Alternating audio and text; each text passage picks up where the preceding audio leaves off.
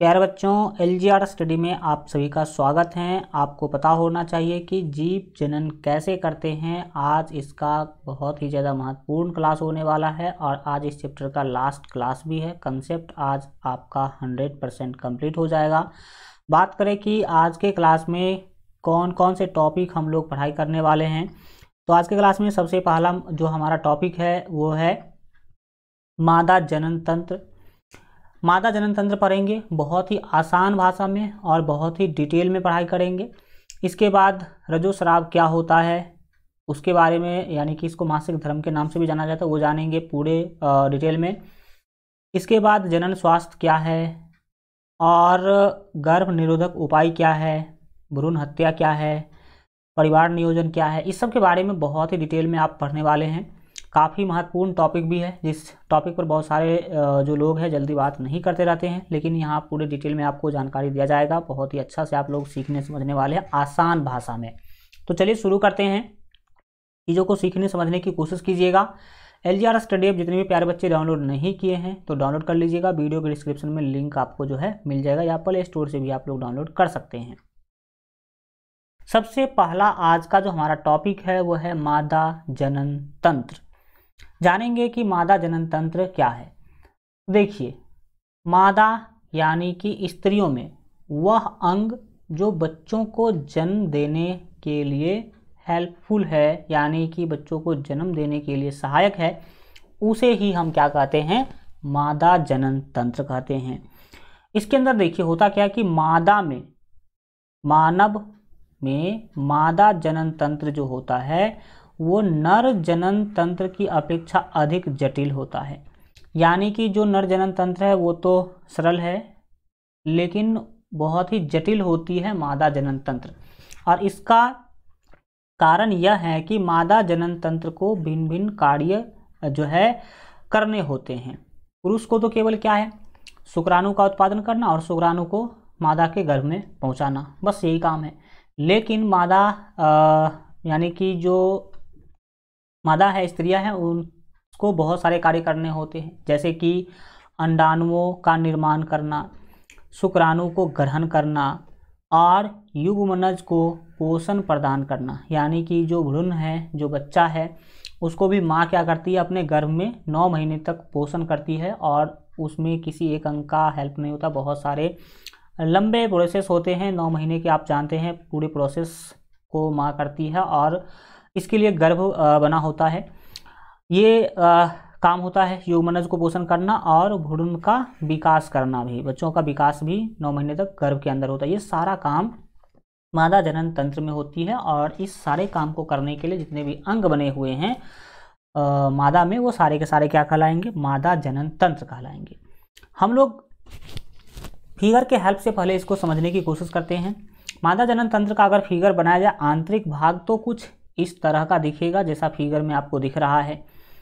सबसे पहले हम बात करेंगे योनि के बारे में। यह जो स्थान है यही क्या कहलाते हैं प्यारे बच्चों, योनि कहलाते हैं। अब इसका क्या कार्य है, किस तरह ये जनन में सहायक है, वो सब बात हम करेंगे आगे। इसके बाद है ग्रीवा। ये जो आपको गेट दिखाई दे रहा है प्यारे बच्चों, ये ग्रीवा है और ये त्रिभुज के जैसा जो आकार आप यहाँ पर देख रहे हैं यही है गर्भाशय। यही क्या है प्यारे बच्चों, गर्भाशय है। और गर्भाशय के अंदर ही आपको पता होना चाहिए कि बच्चे 9 महीने क्या करते हैं, इसमें पलते हैं और 9 महीने के बाद इसी गेट से क्या होते हैं, बाहर आते हैं, जिसे हम ग्रीवा कहते हैं। क्या कहते हैं, ग्रीवा कहते हैं। इसके बाद सबसे जो महत्वपूर्ण पार्ट है वो है अंडाशय। अंडाशय 2 होते हैं। मादा के अंदर कितने अंडाशय होते हैं, 2 होते हैं, एक बायां साइड और एक दाहिने साइड।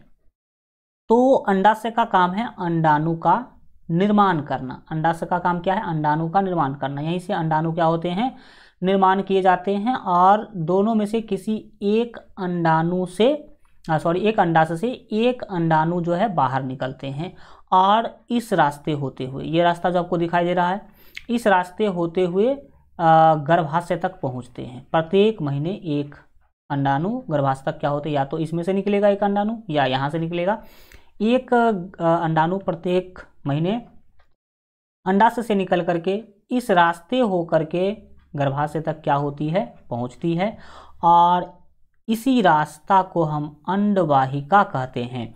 जिस रास्ता होकर के अंडाशय से यानी कि यहाँ से अंडाणु निकल करके इसी रास्ता होकर के आती है, तो यहाँ से लेकर के यहाँ तक के पार्ट को हम अंडवाहिका कहते हैं। यानी कि अंडाणु को अंडाशय से लेकर के गर्भाशय तक पहुँचाने का काम यही रास्ता करती है। इसे हम अंडवाहिका या फिर फैलोपियन ट्यूब भी कहते हैं। क्या कहते हैं? फैलोपियन ट्यूब के नाम से भी क्या करते हैं हम लोग जानते हैं। तो ये आपने फिगर के माध्यम से मोटा मोटी समझा। अब हम आगे बढ़ेंगे और आगे की चीज़ों को और डिटेल में हम लोग क्या करेंगे, सीखने समझने का प्रयास करेंगे। अब हमारा जो टॉपिक है वो है अंडाशय। सबसे पहले हम लोग किसके बारे में बात करेंगे प्यारे बच्चों? तो अंडाशय के बारे में, क्योंकि सबसे महत्वपूर्ण भी अंडाशय ही है। तो चलिए अंडाशय के बारे में अब हम लोग सब चीज़ क्या करते हैं, जानते हैं। अंडाशय के बारे में आपको बताना चाहिए कि अंडाशय में अंडाणुओं का निर्माण होता है। पहला महत्वपूर्ण काम क्या है? अंडाणु का निर्माण। और अंडाणु के निर्माण होते हैं और एक अंडाणु प्रत्येक महीने अंडाशय से बाहर आके गर्भाशय तक आते हैं। ठीक है, पहला काम। अंडाशय एस्ट्रोजन और प्रोजेस्टेरोन जो है प्रोजेस्ट्रोजन हार्मोन भी उत्पन्न करता है। अंडाणु का तो निर्माण करता ही करता है, और एस्ट्रोजन और प्रोजेस्टेरोन नाम के हार्मोन को भी क्या करती है, उत्पादन करती है। तो अगर पूछा जाए कि अंडाशय में कौन से हार्मोन का उत्पादन होता है, तो एक तो है एस्ट्रोजन, दूसरा है प्रोजेस्टेरोन होना चाहिए। पता नहीं हल्का कुछ टाइपिंग मिस्टेक है, लेकिन आप समझने की कोशिश कीजिएगा। प्रोजेस्टेरोन, ठीक है, ये दो हार्मोन का उत्पादन अंडाशय में होता है। तीसरा इंटरेस्टिंग बात है कि लड़की के जन्म के समय, जब लड़की जन्म लेती है उसी समय जो है अंडाशय में हजारों अपरिपक्व अंड होते हैं। हजारों अपरिपक्व यानी कि वो परिपक्व नहीं हुए होते हैं अंड, यानी कि अंडाणु होते हैं। जब लड़कियां जन्म लेती हैं तो इसमें हजारों, जन्म के टाइम पर ही हजारों अंडाणु होते हैं जो कि अपरिपक्व होते हैं। क्या होते हैं? अपरिपक्व, यानी कि पूरा विकसित वो नहीं रहते हैं। और यौवना आरंभ में, यानी कि जब वो युवा हो जाती है तब इसमें से कुछ अंड परिपक्व होने लगते हैं। जो हजारों अंडाणु जन्म के टाइम पर ही था वही क्या होने लगते हैं, परिपक्व होने लगते हैं। और दोनों में से एक अंडाशय द्वारा हर महीने एक परिपक्व अंड का उत्पादन करके गर्भाशय में भेजा जाता है। तो ये गर्भाशय के बारे में क्या करें, आप याद रखें। दूसरा है अंडवाहिका, जिसको फैलोपियन ट्यूब कहते हैं, जो रास्ता प्रदान करती है अंडाशय से अंडाणु को गर्भाशय तक पहुंचने का। ये क्या है, इसके रिलेटेड याद रखेंगे कि अंडाशय द्वारा उत्पन्न अंडाणु को अंडवाहिका गर्भाशय तक पहुंचाती है, पहला बात। दूसरा, अंडवाहिका में अंडाणु व शुक्राणु का निषेचन होता है। बहुत ज़्यादा महत्वपूर्ण बात, निषेचन की जो बात हम लोग तभी से बोलते आ रहे थे पीछे से ही कि निषेचन निषेचन निषेचन। तो निषेचन कहाँ पर होता है? तो यहाँ पर प्यारे बच्चों अंडाणु होते हैं।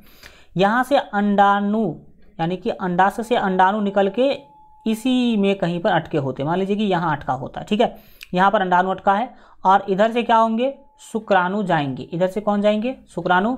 और यहाँ पर शुक्राणु जो है पुरुष के द्वारा लाखों की संख्या में जो है दिया जाता है महिलाओं को, लेकिन उसमें से कोई एक शुक्राणु हो, कितने, एक ही शुक्राणु जा करके यहाँ पर अंडाणु से क्या होते हैं, मिलते हैं। एक ही शुक्राणु अंडाणु से क्या होगा, मिलेगा, और उसे ही निषेचन कहते हैं। तो निषेचन का काम कहाँ होता है, निषेचन का काम अंडवाहिका में ही होता है। देख सकते हैं कि अंडवाहिका में अंडाणु व शुक्राणु का निषेचन होता है। काफ़ी ज़्यादा महत्वपूर्ण पॉइंट।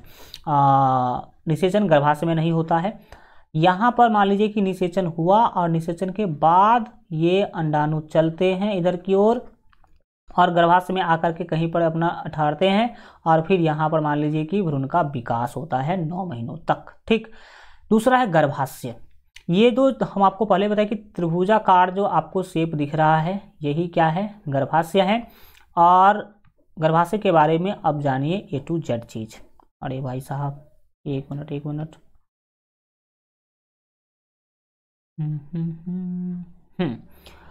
गर्भाशय देखिए क्या होता है।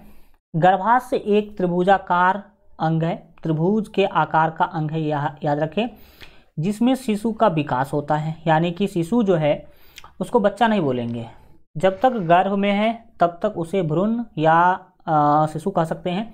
तो शिशु का विकास होता है। गर्भाशय का सामान्यतः जो है ना, वो गर्भाशय जो है सामान्यतः 7.5 cm लंबा होता है और 5 cm चौड़ा होता है। यह कई बार महिला यानी कि मादा के हाइट पर भी निर्भर करता है, तो ये याद रखें। लेकिन जो जनरल लंबाई है गर्भाशय का वो 7.5 cm लंबाई होगा, 7.5 cm, और चौड़ाई का बात करेंगे तो 5 cm, और 3.5 cm मोटा होता है। मोटाई कितना होता है गर्भाशय का? 3.5 cm। गर्भाशय का निचला भाग जो है गर्भाशय ग्रीवा कहलाता है। ये जो निचला भाग है यहाँ, यही निचला भाग प्यारे बच्चों गर्भाशय ग्रीवा कहलाती है। यह आप याद रखें। तो हमने आपको पूरे फिगर के हेल्प से जो है ना समझाने का क्या किया है, कोशिश किया है। अब बढ़ते हैं आगे और हम समझते हैं योनि को। योनि अभी जस्ट आप लोगों ने क्या करा था, देखा भी था कि योनि क्या है और किस भाग को हम योनि कहते हैं। तो यह भाग आपको पता होना चाहिए क्या कहलाता है, योनि कहलाता है। और पुरुष जो होते हैं अपना शुक्राणु इसी भाग में क्या करते हैं, छोड़ते हैं, और फिर शुक्राणु चलते हुए इधर आगे क्या होते हैं प्यारे बच्चों, बढ़ते हैं। तो वो आप सारे के सारे बात क्या करें, याद रखें। हम बात करेंगे योनि के बारे में। अगर पूछे तो क्या बोलेगा, देखिए योनि एक लंबी और मांसल नली होती है, मांस से बना हुआ एक नली होती है, जिसकी लंबाई लगभग 7.5 cm होती है। योनि की लंबाई कितनी होगी? 7.5 cm। मैं फिर बता दूं कि ये महिलाओं के हाइट पर निर्भर करेगा। जो महिलाएं ज़्यादा हाइट की होगी उसमें ज़्यादा लंबा योनि देखने को मिलेगा, और जो महिलाएं कम हाइट की होगी उसमें कम। प्रायः योनि के भीतर एक पतली झिल्ली होती है, एक पतली झिल्ली होती है जिसे हाइमेन कहते हैं। क्या कहते हैं? हाइमेन। और यह झिल्ली कम उम्र के लड़कियों में पाई जाती हैं, जो कि उछल कूद या फिर भाग दौड़ के दौरान या फिर साइकिल चलाने के टाइम पर जो है ना वो क्या हो जाती है, या रजोस्राव प्रारंभ होने पर वो ऑटोमेटिक खुद क्या हो जाती है, समाप्त हो जाती है। योनि में जो झिल्ली पाई जाती है वो। तो ये चीज़ें आप ध्यान रखें। नेक्स्ट है हमारा टॉपिक योनि के कार्य। योनि के क्या क्या कार्य हैं वो समझते हैं। पहला, यह पुरुष के सीसन को अंदर जाने का मार्ग प्रदान करती है। दूसरा, सीसन से जो है ना स्वखलित वीर्य को गर्भाशय के संपर्क में लाती हैं, जैसा कि हम आपको अभी जस्ट बता भी रहे थे फिगर में। तीसरा इसका काम है गर्भाशय के स्रावों को बाहर आने का रास्ता देती है। गर्भाशय से जो भी जो है ना अगर पदार्थ बाहर निकलता है तो उसको रास्ता यही प्रदान करती है। एंड चौथा है कि गर्भस्थ शिशु को बाहर आने के लिए फैलती हैं तथा चौड़ी मार्ग प्रदान करती हैं, जिसके कारण जो शिशु है, बच्चे हैं, वो बाहर आ पाते हैं। ये चीज़ें आप ध्यान रखें। नेक्स्ट बात करेंगे अंडोत्सर्ग का। सॉरी, काफ़ी महत्वपूर्ण चीज़ें हैं। अंडोत्सर्ग क्या होता है, देखिए प्रत्येक मादा में क्या होता है कि लगभग 28 दिन, प्रत्येक 28 दिन पर अंडाणु से अंडाशय से जो है एक अंडाणु, दोनों अंडाशय में से किसी एक अंडाशय में से एक अंडाणु क्या होते हैं, वो गर्भाशय तक आते हैं, और इसे ही क्या कहते हैं, अंडोत्सर्ग कहते हैं। यानी कि अंडाशय से बाहर निकलते हैं। देखिए क्या है, जब दोनों अंडाशय पूर्ण परिपक्व हो जाते हैं, यानी कि दोनों अंडाशय जब पूरा परिपक्व हो जाएगा, यानी कि जो लड़कियां हैं वो युवावस्था में आ जाती हैं, तब वे प्रत्येक 28 दिन के बाद बारी बारी से डिंब, या जिसे हम लोग अंडाणु कहते हैं, उसका उत्पादन करते हैं। दो अंडाशय है, दोनों में से कोई एक ही बारी बारी से, एक बार इस अंडाशय से एक अंडे बाहर आएंगे, अगली बार उस अंडाशय से बाहर आएगा, ऐसा सिस्टम होता है। और अंडाशय से अंडाणुओं का जो है निकलना ही अंडोत्सर्ग कहलाता है। अंडाशय से अंडाणु का निकलना ही क्या कहलाता है, अंडोत्सर्ग कहलाता है। यह आप ध्यान रखें। अब हमारा अगला बहुत महत्वपूर्ण टॉपिक है कि क्या होता है जब अंड का निषेचन होता है, यानी कि अंडाशय से अंडाणु क्या हुआ, बाहर आया, और इधर से शुक्राणु जाके उससे क्या हो गया, मिल गया, तो क्या होगा, यही आपको बताना है। देखिए, निषेचित अंड युग्मनज कहलाते हैं, यानी कि अंडाशय से अंडाणु निकला और इधर से पुरुष का जो शुक्राणु है जाके उससे मिल गया तो उसका निषेचन हो गया, और जब निषेचन हो जाएगा तो उसे युग्मनज कहते हैं। निषेचित जिस अंडाणु से शुक्राणु मिल चुका है वह कहलाएगा युग्मनज। जो गर्भ में रोपित होता है, यानी कि अंडवाहिका होते हुए गर्भ में आके रुक जाता है, ठहर जाता है, और गर्भाशय में रोपण के पश्चात युग्मनज में विभाजन होता है और वो विभाजित होने लगता है उस युग्मनज में तथा भ्रूण का निर्माण करता है, यानी कि बच्चे का निर्माण करता, अगर निषेचन हो जाएगा तब। लेकिन अगर निषेचन ना हो, आप जैसा कि जानते हैं कि अंडाशय से अंडाणु निकला लेकिन शुक्राणु वहाँ तक नहीं पहुँचा तो उसका निषेचन नहीं होगा। तो यही यहाँ पर है कि क्या होता है जब अंड यानी कि अंडाणु का निषेचन नहीं होता है, अंडाणु का निषेचन नहीं होता है मतलब अंडाणु से शुक्राणु नहीं मिलता है, तो क्या होता है वही आपको क्या करना है, समझाना है। देखिए, जो गर्भाशय होती है वो प्रत्येक महीने यानी कि 28 दिन पर क्या करती है, वो तैयारी करती है किसके आने का, अंड यानी कि निषेचित अंडाणु के आने का क्या करती है, तैयारी करती है। और उस तैयारी में क्या करती है कि जो गर्भाशय है अपना दीवार हल्का मोटा कर लेती है, गर्भाशय का दीवार क्या हो जाती है, मोटा हो जाती है और स्पंज के जैसे हो जाती है, उसमें एक लेयर बन जाता है, क्या हो जाता है, लेयर बन जाता है। ये तैयारी सब किसके लिए करता है, गर्भाशय अंडाणु के लिए करता है कि निषेचित अंडाणु आएगा तो इसमें क्या होगा, वो पलेगा। लेकिन जब अंडाणु का निषेचन नहीं होता है, 28 दिन के बाद अंडाणु जो है वो क्या होते हैं, वो बिना निषेचित हुए ही गर्भ में क्या हो जाते हैं, आ जाते हैं। तो फिर जिस अंडाणु का निषेचन नहीं होता है वो 1 से 2 दिन के अंदर समझ लीजिए कि मर जाता है, अंडाणु क्या हो गया, मर गया। और फिर यह अंडाणु इसी में डिकम्पोज होकर के और फिर बाहर निकलता है। तब ये जो गर्भाशय ने तैयारी किया था, जो गर्भाशय के दीवार को मोटा कर दिया था, स्पंजी कर दिया था, अब इसका कोई काम ही नहीं रहा क्योंकि अंडाणु का तो निषेचन हुआ नहीं।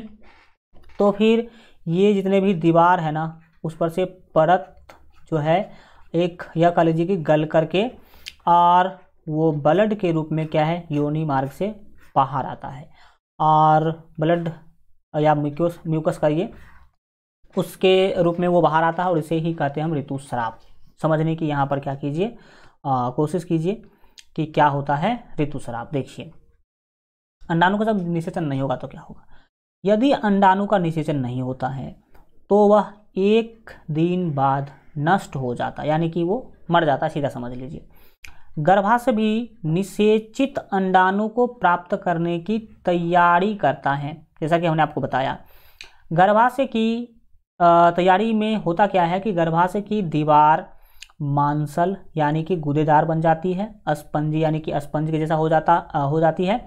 लेकिन निषेचन न होने पर यह परत जो है धीरे धीरे टूटकर योनि मार्ग से रुधिर यानी कि ब्लड एवं म्यूकस के रूप में 3 से 4 दिनों तक जो है बाहर निकलता रहता है और इसे ही ऋतुस्राव या रजोधर्म कहते हैं। तो यह आपने समझा कि ऋतुस्राव क्या है और रजोधर्म क्या है, वो क्यों होता है, ये आप यहाँ पर जो है समझे हैं। नोट में हम कुछ बात बता रहे हैं। पहला है कि एक ऋतुस्राव से दूसरे ऋतुस्राव के बीच जो है 28 दिन का समय होता है, ये लगभग टाइम है, यह आप क्या करें, याद रखें।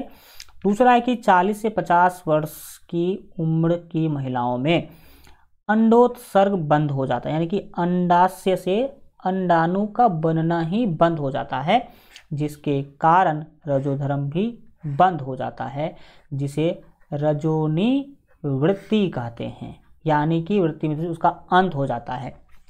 और इसका मतलब यह है कि ऐसा नहीं कि 40 में हो जाएगा, 50 में हो जाएगा, कई बार 52-53 भी देखा जाता है।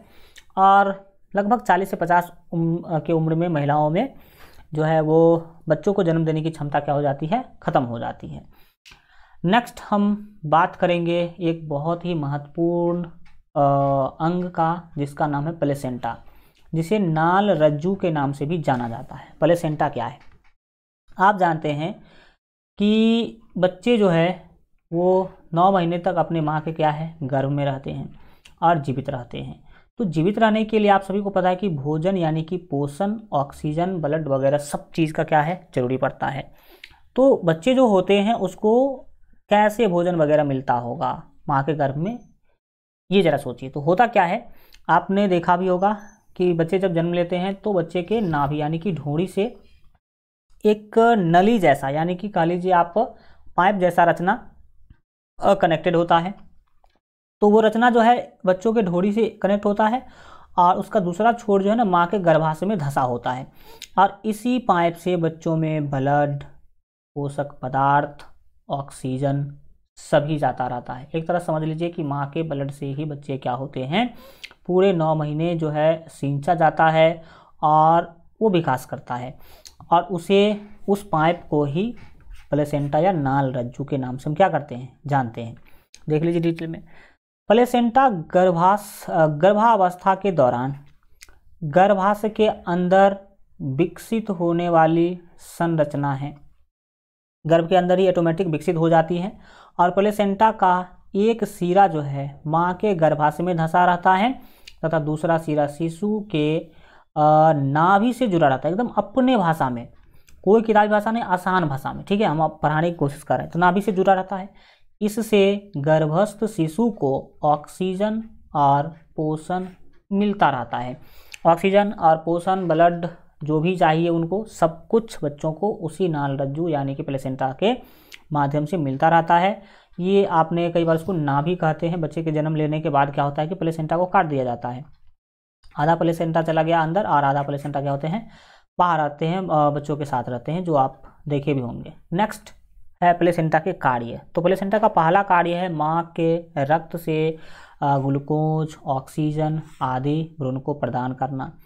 दूसरा जो कार्य है वो है प्यारे बच्चों भ्रूण द्वारा उत्पादित अवशिष्ट। अब बच्चे जो है वो जब पोषक पदार्थ लेंगे तो वो जैसे कि हम लोग खाना खाते हैं तो अवशिष्ट पदार्थ बाहर निकालते हैं, उसी तरह बच्चे भी करते हैं, वो भी अवशिष्ट पदार्थ बाहर निकालते हैं अपने शरीर से। तो वही मार्ग होकर के अवशिष्ट पदार्थ क्या होता है बाहर निकलता है, वो निपटारा करते हैं अवशिष्ट पदार्थ से। तीसरा जो है आगे हम समझने वाले हैं गर्भकाल, कि भाई सब गर्भकाल क्या होता है। तो अंड के निषेचन से लेकर यानी कि निषेचन से लेकर के शिशु के जन्म तक के समय को गर्भकाल कहते हैं। अंडाणु और शुक्राणु जिस दिन मिला उस दिन से लेकर के, ठीक है, तो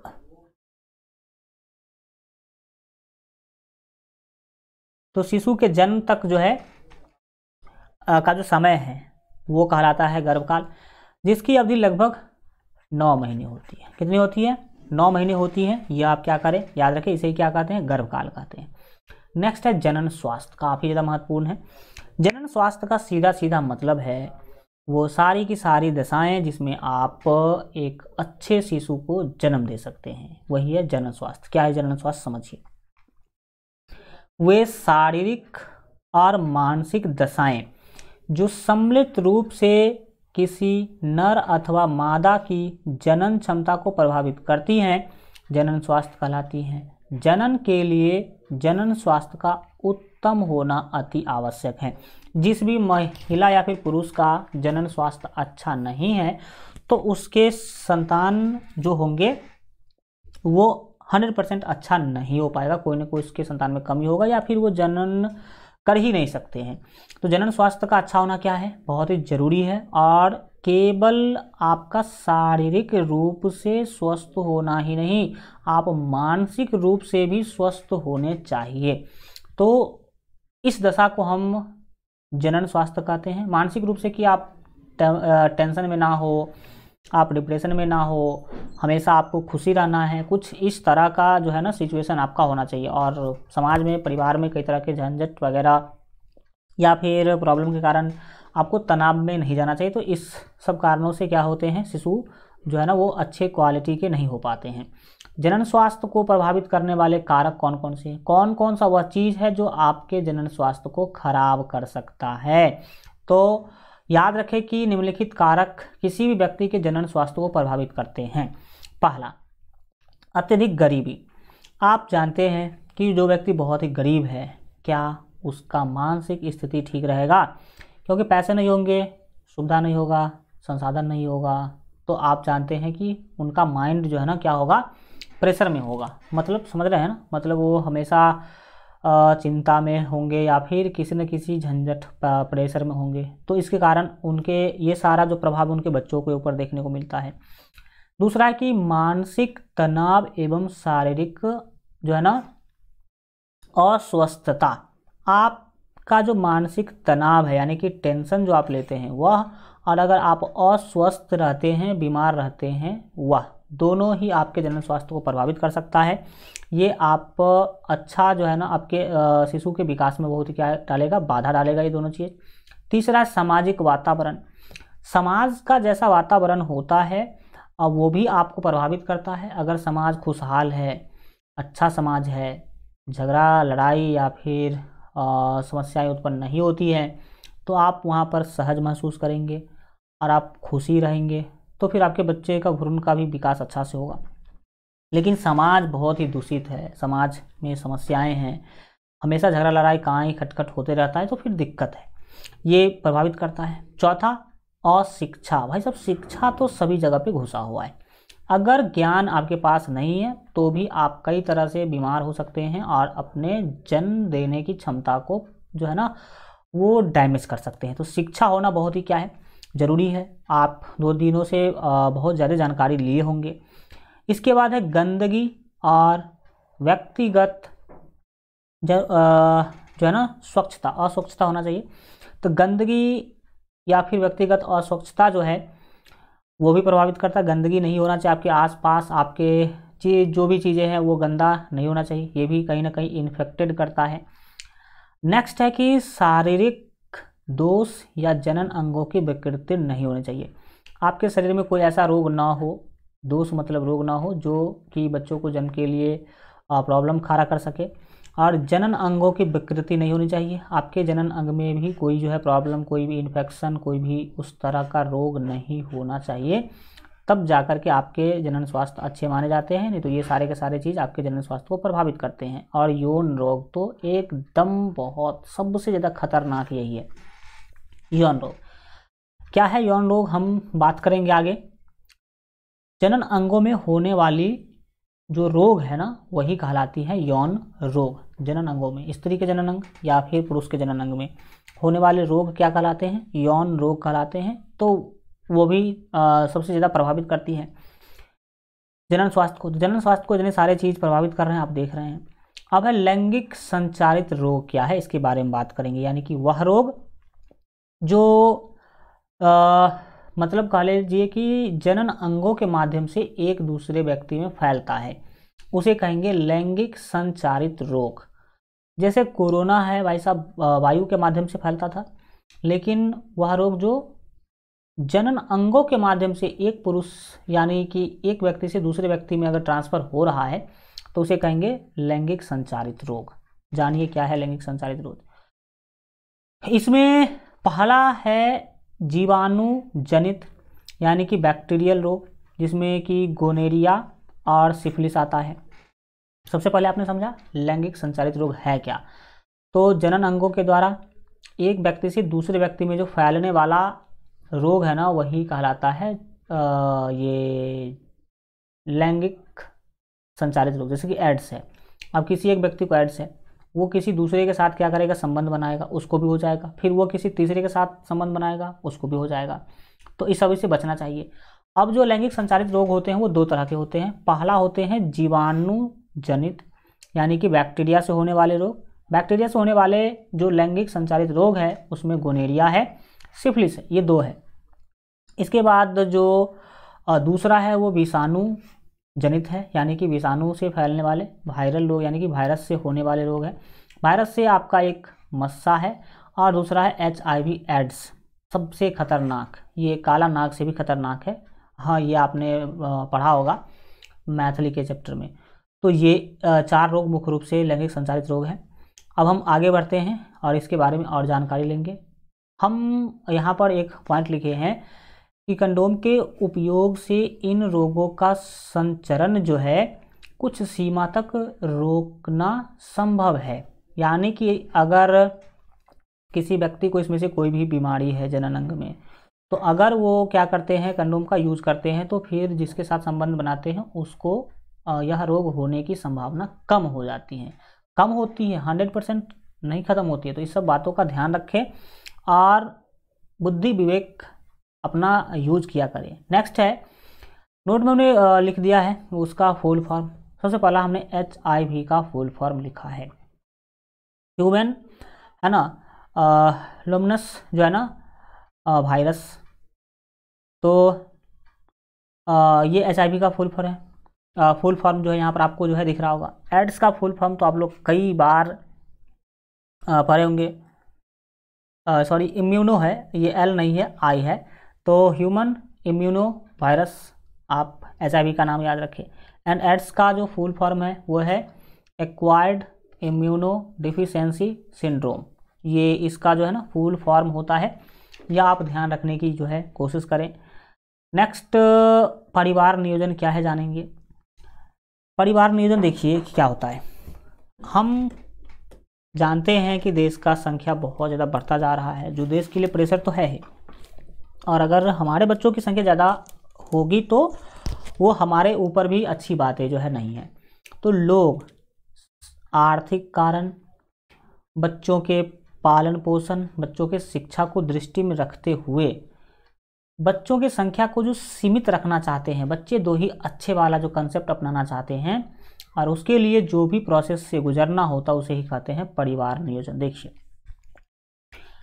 प्राकृतिक अथवा अप्राकृतिक उपायों द्वारा विकास या फिर समृद्धि या फिर पर्यावरण संरक्षण के दृष्टि से परिवार के आकार को सीमित रखना ही परिवार नियोजन कहलाता है। हम अपने परिवार को छोटा रखने की कोशिश करते हैं विकास के दृष्टि से, क्योंकि जो छोटा परिवार होगा उसका विकास ज़्यादा होगा, क्योंकि बच्चे कम होंगे तो फिर आप बच्चों को अच्छा से पालन पोषण कर पाएंगे, उसको अच्छा शिक्षा दे पाएंगे। अब 2 बच्चे हैं, अच्छा शिक्षा प्राप्त किया तो फिर वो आगे ज़्यादा विकास करेगा। अगर जिसके 5 बच्चे हैं वो अच्छा शिक्षा नहीं दे पाएगा तो फिर 5 के 5 जो है ना वो समझ लीजिए कि शिक्षा नहीं मिला, उसका विकास नहीं होगा। तो विकास की दृष्टि से, समृद्धि यानी कि धन दौलत की दृष्टि से भी, और सबसे ज़्यादा जरूरी है पर्यावरण को बचाना। जनसंख्या ज़्यादा होगा तो पर्यावरण तो भाई असंतुलित हो जाएगा ना। तो पर्यावरण को बचाने के लिए हम लोग क्या करते हैं, परिवार के आकार को सीमित रखते हैं। और परिवार के आकार को सीमित यानी कि छोटा रखना ही परिवार नियोजन कहलाता है। क्या कहलाता है? परिवार नियोजन कहलाता है। एंड परिवार नियोजन के उपाय यानी कि किस किस तरीका का यूज करके आप अपने बच्चों को जन्म देने से बच सकते हैं, यानी कि बच्चों की संख्या को सीमित रख सकते हैं। परिवार नियोजन के मुख्य उपाय हैं मुख्य उपाय जो है वो कौन कौन से हैं? पहला, गर्भ निरोध, और दूसरा है नसबंदी या बंध्याकरण। तो हम दोनों को जानेंगे अब एक एक करके कि गर्भ निरोध क्या है, दूसरा जानेंगे कि नसबंदी या बंध्याकरण क्या होता है। चलिए जानते हैं सबसे पहले हम गर्भ निरोध के बारे में। गर्भ निरोध का अगर बात किया जाए तो यह एक तरह का वह विधि है जिसमें आप क्या करते हैं कि पुरुष के शुक्राणु को महिला के अंडाणु तक नहीं पहुंचने देते हैं, यही कहलाता है गर्भ निरोध। देखिए क्या है गर्भ निरोध, गर्भधारण को रोकना।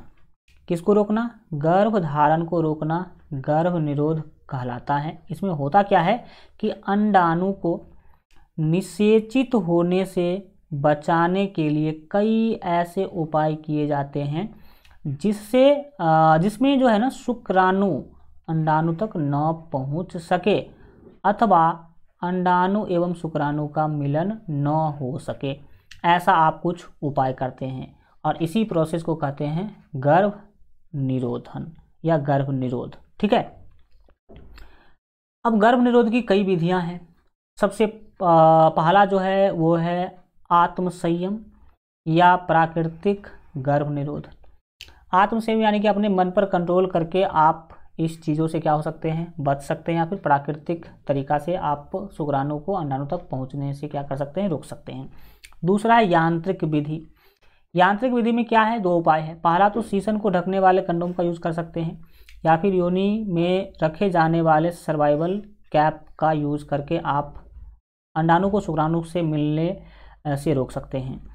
तीसरा है रासायनिक तकनीकी, जो कि बहुत अच्छा नहीं है। रासायनिक विधि से भी आप अंडाणु को शुक्राणु से मिलने से रोक सकते हैं। इसमें पहला है कि मादा में अंड को न बनने देना। आप मादा में अंडाणु को बनने ही नहीं देंगे, कुछ ऐसे दवाई आते हैं। तो क्या है, इसके लिए दवाई ली जाती है जो हार्मोन के संतुलन को परिवर्तित कर देती हैं और इसके विपरीत प्रभावी यानी कि इसके साइड इफ़ेक्ट्स भी हो सकते हैं। तो ये सबसे अनसेफ तरीका है दवाई लेना, जिसके कारण अंडाणु बने ही नहीं मादा में। तो ये एक तरीका है रासायनिक विधि के अंदर।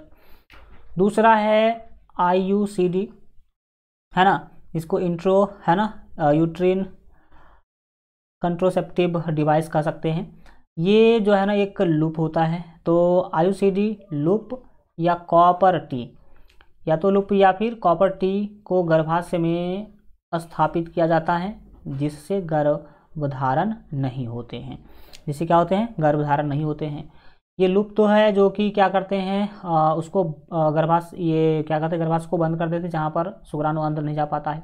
और कॉपर टी एक तरह का टी शेप का, किस शेप का, टी शेप का एक समझ लीजिए कि केमिकल पदार्थ होता है, जिसके इस वाले भाग में कुछ इस तरह का केमिकल लगा होता है जो अंडाशय से आने वाले अंडाणु और इधर से जाने वाले शुक्राणु को निष्प्रभ कर देते हैं, यानी कि उसके क्या कहते हैं, उसके प्रभाव को ही ख़त्म कर देते हैं और फिर गर्भधारण नहीं होता है। तो ये आपने क्या करा, समझा।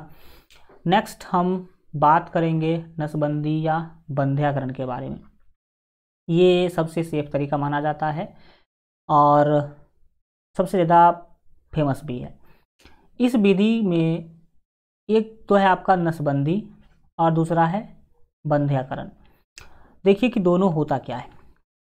इस विधि में शल्य चिकित्सक यानी कि ऑपरेशन करने वाले डॉक्टर द्वारा क्या है, पुरुषों में शुक्रवाहिका एवं स्त्रियों में अंडवाहिका को काट कर बांध दिया जाता है। इसे पुरुष में नसबंदी कहते हैं। अगर पुरुष के शुक्रवाहिका को काट करके बांध दिया जाए तो उसे नसबंदी कहा जाता है, और अगर महिला के अंडवाहिका जो है उसको काट करके बांध दिया जाए तो उसे हम बंध्याकरण कहते हैं। ये क्या कहते हैं, बंध्याकरण कहते हैं। तो यहाँ तक आप लोगों ने समझा। नेक्स्ट हम बात करेंगे भ्रूण हत्या, जो कि बहुत ही ज़्यादा बड़ा समस्या बन चुका है आजकल देश का। भ्रूण हत्या है क्या है कि आजकल के टाइम पर बहुत सारा ऐसा डिवाइस आ चुका है जो बच्चे जब गर्भ में होते हैं उसी टाइम माता पिता उसके लिंग का पता कर लेते हैं कि गर्भ में जो बच्चे हैं वो लड़का है कि लड़की है। तो जो लड़का लड़की में फ़र्क करने वाले लोग हैं वो क्या करते हैं, अगर उसको पता चल गया कि गर्भ में लड़की है तो फिर उसको गर्भ में ही क्या कर देते हैं, मार देते हैं, जिसे कहते हैं भ्रूण हत्या। भ्रूण मतलब जो गर्भ में होते हैं उसे भ्रूण कहते हैं, उसको मार देना क्या है, भ्रूण हत्या है। और ये एक सामाजिक बहुत बड़ा बुराई है। देखिए कि क्या है, मादा भ्रूण यानी कि लड़की को गर्भाशय में ही मार देना भ्रूण हत्या कहलाता है। एक स्वस्थ समाज के लिए संतुलित लिंग अनुपात आवश्यक है। लिंग अनुपात मतलब स्त्री और पुरुष का अनुपात समान होना बहुत ही क्या है, जरूरी है हमारे समाज के लिए। यह तभी संभव होगा जब लोगों में जागरूकता फैलाई जाएगी व भ्रूण हत्या रोकना होगा, तब जाकर के भारत का लिंग अनुपात जो है वो एक हो सकता है, समान हो सकता है। और ये कहीं ना कहीं शिक्षा के कमी के कारण ही होता है हमारे हिसाब से, अगर देखा जाए तो। जिसमें शिक्षा होगा वो लड़का और लड़की में क्या ही फर्क करेगा। तो इस सब चीज़ों पर क्या किया जाए, ध्यान दिया जाए। तो भ्रूण हत्या आपने क्या किया, समझा।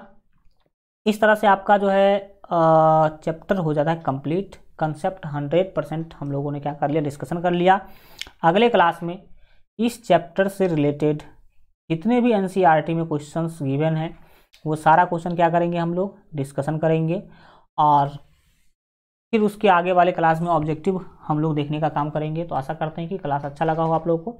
क्लास अच्छा लगा हो तो सदन को शेयर जरूर कीजिए, अपने दोस्त मित्र भाई बहन को बताइए जो भी इस बार 10th का या फिर एग्ज़ाम का तैयारी कर रहे हैं, तो ताकि सभी तक इस तरह का क्वालिटी और बेहतरीन क्लास पहुंच सके।